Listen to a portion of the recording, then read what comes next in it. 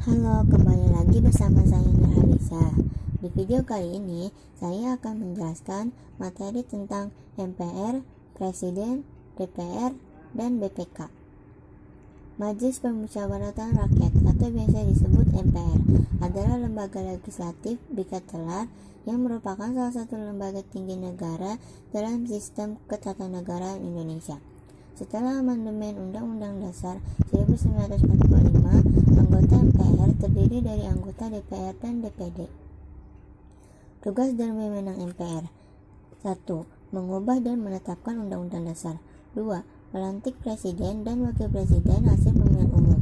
3. Memutuskan usul DPR untuk memberhentikan Presiden dan Wakil Presiden dalam masa jabatannya. 4. Melantik Wakil Presiden menjadi Presiden. 5. Memilih Wakil Presiden. Presiden adalah kepala negara sekaligus kepala pemerintahan Indonesia. Sebagai kepala negara, Presiden adalah simbol resmi negara Indonesia di dunia. Sebagai kepala pemerintahan, Presiden dibantu oleh Wakil Presiden dan Menteri-Menteri dalam Kabinet, memegang kekuasaan eksekutif untuk melaksanakan tugas-tugas pemerintah sehari-hari. Dewan Perwakilan Rakyat atau bisa disebut DPR adalah salah satu lembaga tinggi negara dalam sistem ketatanegaraan Indonesia yang merupakan lembaga perwakilan rakyat.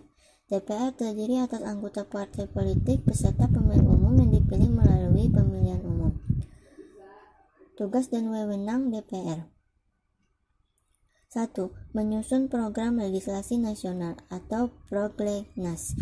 2. Menyusun dan membahas rancangan undang-undang atau bisa disebut RUU. Menerima RUU yang diajukan oleh DPD terkait otonomi daerah, hubungan pusat dan daerah, pembentukan, pemekaran, dan pengaburan daerah, pengelolaan SDA dan SDE lainnya, serta pengembangan